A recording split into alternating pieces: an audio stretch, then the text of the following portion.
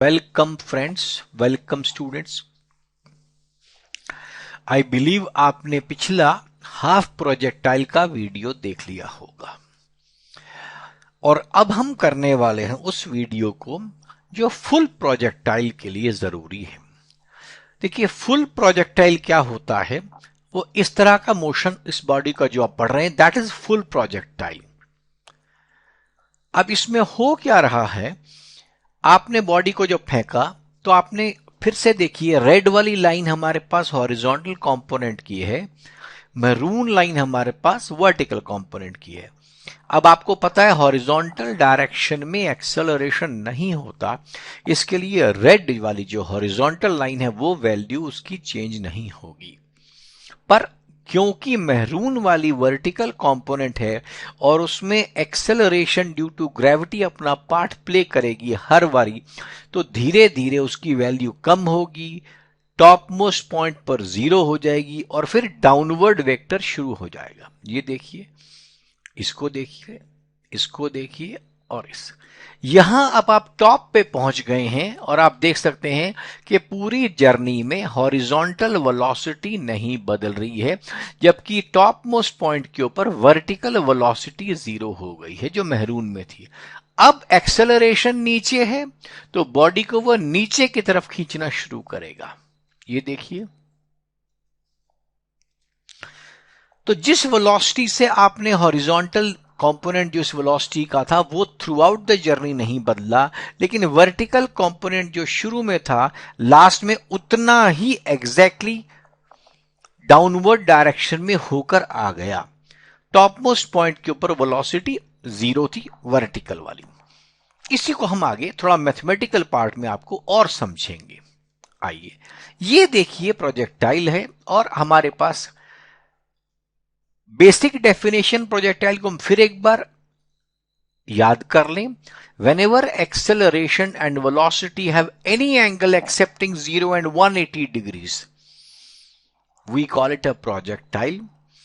पिछले वीडियो में आपको बताया था जब 90 डिग्रीज का एंगल हो जाए बिटवीन एक्सेलरेशन एंड वेलोसिटी तो उसको हम लोग बोलेंगे हाफ प्रोजेक्टाइल।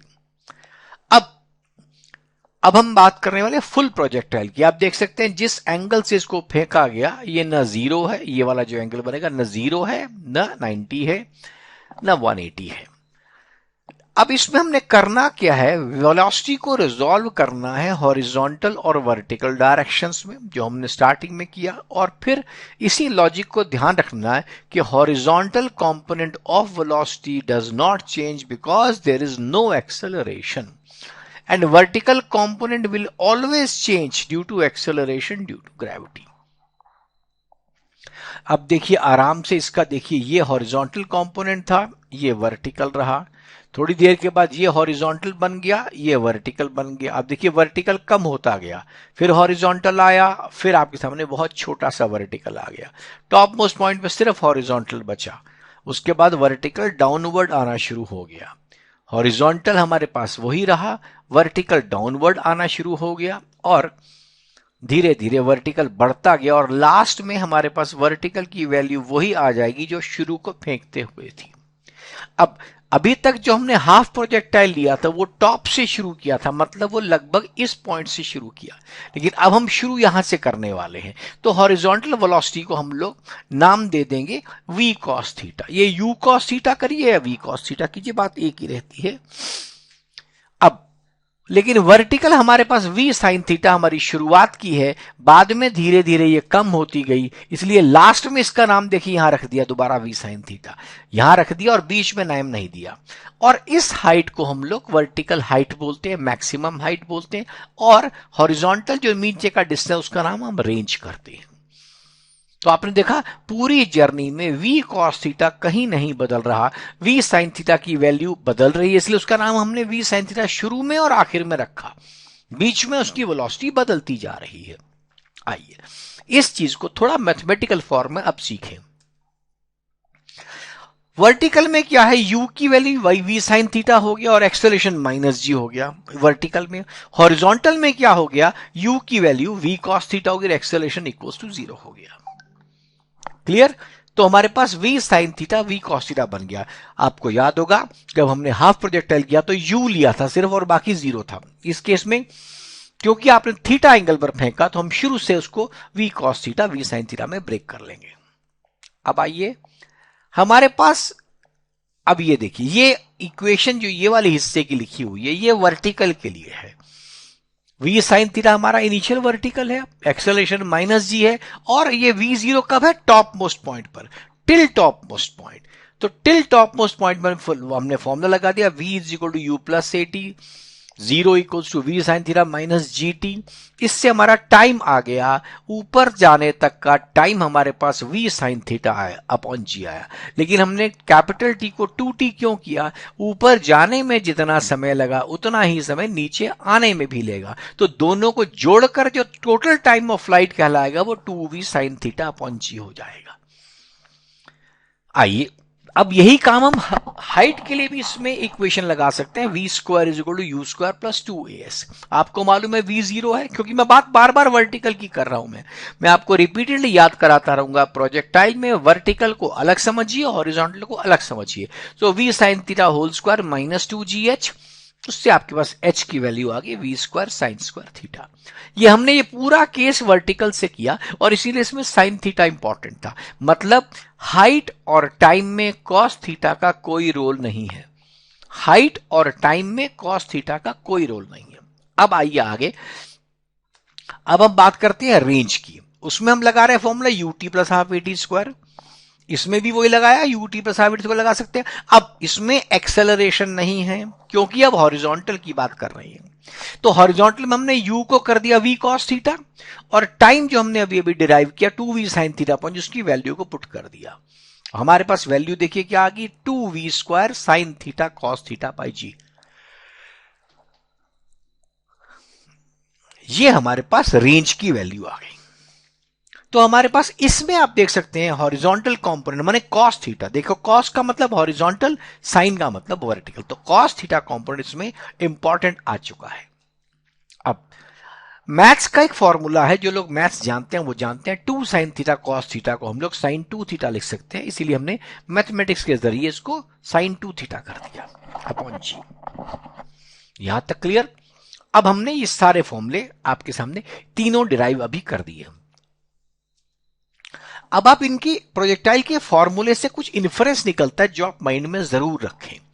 क्या है देखिए, फॉर्मूले से टाइम पीरियड का फॉर्मूला ये है, हाइट का फॉर्मूला ये है, और रेंज का फॉर्मूला ये है। अब एक एक करके बात कीजिए।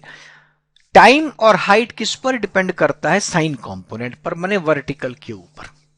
और रेंज दोनों पर डिपेंड करता है, वर्टिकल कंपोनेंट माने साइन थीटा पर भी और हॉरिजॉन्टल कंपोनेंट मतलब कॉस थीटा पर भी। अब यहां पर ध्यान दीजिए, अगर हम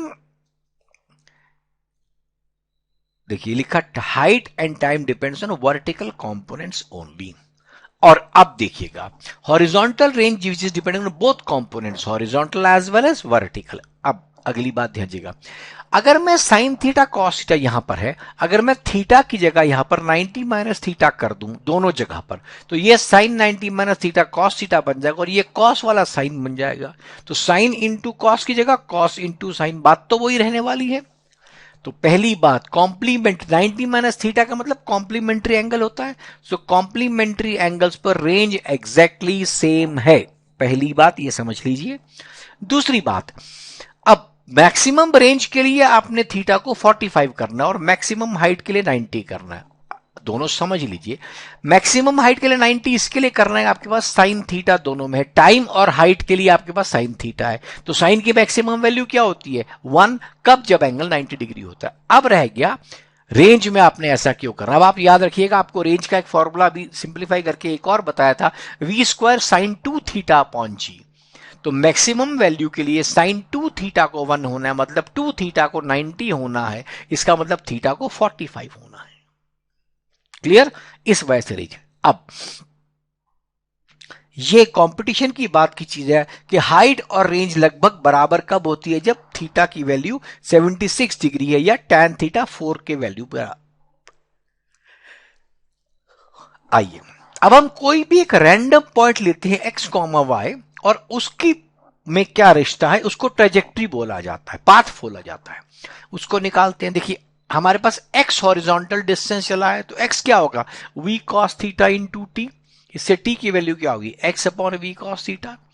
इसी के साथ y की वैल्यू क्या होगी, वर्टिकल। अब वर्टिकल में ut minus half A T square में g एक्सेलरेशन लग जाएगा। हॉरिजॉन्टल में क्यों नहीं लगा, क्योंकि हॉरिजॉन्टल में एक्सेलरेशन नहीं है। वही बात रिपीटेड, हॉरिजॉन्टल में एक्सेलरेशन है नहीं, वर्टिकल में एक्सेलरेशन g के बराबर है। अब मैंने फॉर्मूला लगाना है v sin theta t minus half G T square, क्योंकि मैं सिर्फ वर्टिकल की बात करने वाला हूं। अब t की value x upon v cos theta जो हमने ऊपर निकाली है उसको यहां सब्स्टिट्यूट कर दिया जाएगा। अब आप देख सकते हैं v gets cancel over here, starting में v कट जाएगा, साइन बाय कॉस टैन बन जाएगा और ये वैल्यू एज इट इज आ जाएगी। अब देखिए ये वैल्यू आ गई x tan theta minus half g x square upon v square cos square theta. इसको हम इक्वेशन ऑफ ट्रेजेक्टरी बोलते हैं, इक्वेशन ऑफ पाथ बोलते हैं। मतलब हम x और y का रिश्ता बताते हैं विदाउट t के। अब किसी भी टाइम पर वेलोसिटी क्या होगी, हॉरिजॉन्टल तो आपकी बदलने वाली नहीं है, वो तो परमानेंट v cos थीटा ही रहेगी। लेकिन वर्टिकल में आपको मालूम है माइनस जी टी लग जाएगा, इसलिए उसकी value v cos theta I plus v sin theta minus ji T check कर दिया। तो ये हमारे पास वेलोसिटी आ जाएगी। स्पीड अगर निकालनी होगी तो आप कॉस्ट आई वाले कंपोनेंट और जे वाले कंपोनेंट को स्क्वायर करके ऐड कर दीजिएगा, उससे स्पीड आ जाएगी। अब डिस्प्लेसमेंट किसी टाइम पर क्या होगी, देखिए एक्स वाली क्या है वो अलग से निकाल लीजिए और वाई वाली अलग निकालिए, उन दोनों को आईजे के में लिख दीजिए। ये देखिए V cos theta T into Y और V sine theta T minus half G T square J, हमने आईजे के में वही डिस्प्लेसमेंट कर दिया। बस एक ही काम है, आई के साथ है, जे के साथ है, और दोनों कंपोनेंट्स ने काम अपना प्रोजेक्टाइल मोशन में करना है। इसको चलिए ये क्लियर हो गया आपको। इसको यूज करें, अपने फ्रेंड्स को बताइए ताकि वो भी इसको ठीक से यूज कर सके, उनका भी फायदा हो।